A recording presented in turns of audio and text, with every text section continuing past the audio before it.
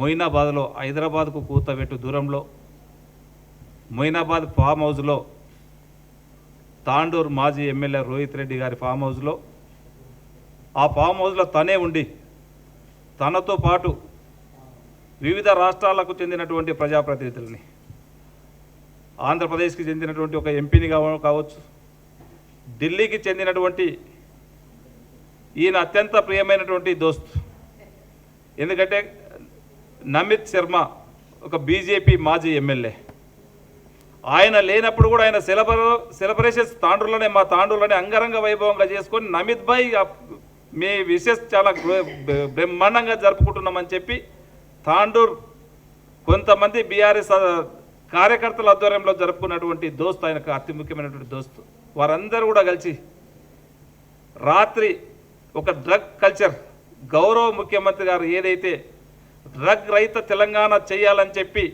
ఎన్నో రాత్రులు నిద్రలేని రాత్రులు చేసి కష్టపడి డ్రగ్స్ రహిత తెలంగాణ ఏ విధంగా చేస్తే బాగుంటుంది, ఇప్పుడున్న యువత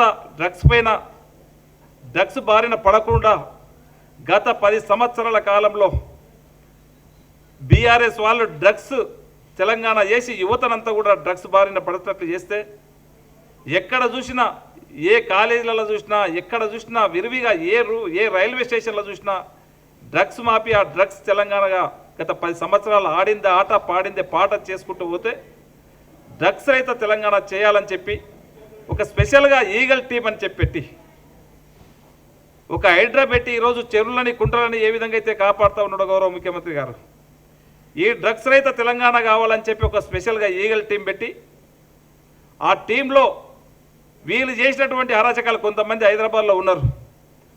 అది హైదరాబాద్లో చేసినటువంటి నాయకులు కూడా ఈ బీఆర్ఎస్ గతంలో ఉన్నటువంటి బీఆర్ఎస్ నాయకులు అప్పుడు ఉన్నటువంటి ఆడిందే ఆట పాడిందే పాటగా ఆ రోజు 10 సంవత్సరాలు అనుభవించి పదవులతో కాకుండా యువతనంతా కూడా ఏ లాడ్జీలలో చూసినా వీళ్ళ కేసులో గతంలో బెంగళూరులో సీనియర్ యాక్టర్లతో చూసుకున్నా వీళ్ళ ద్వారానే అప్పుడున్నటువంటి ఎమ్మెల్యే ఈ రోహిత్ రెడ్డి ఆధ్వర్యంలో జరిగినటువంటి కేసులు మనం చూసినాం. గతంలో 6 నెలల కింద దుబాయ్లో కూడా ఒక కేదార్నాథ్ కేసు జరిగింది.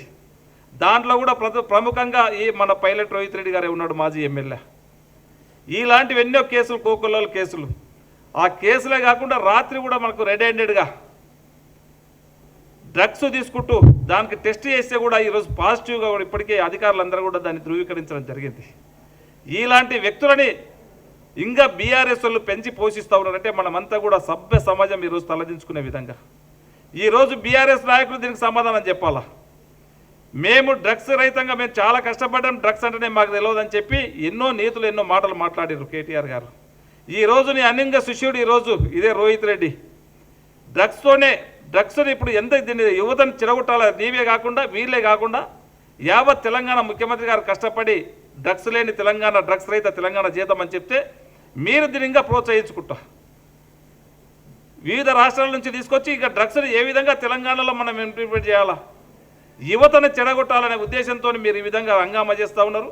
రాత్రి జరిగింది నేను గట్టిగా చెప్పదలుచుకున్నా.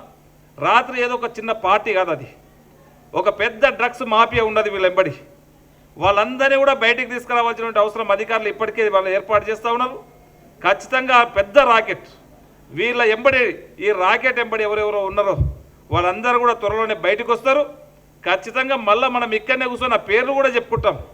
దాంట్లో ఈగల్ టీం వరకు నేను మీ ద్వారా వరకు ఒకటే ధన్యవాదాలు కూడా చెప్పుకుంటున్నాను, హ్యాండ్సప్ కూడా చెప్తా ఉన్నాను.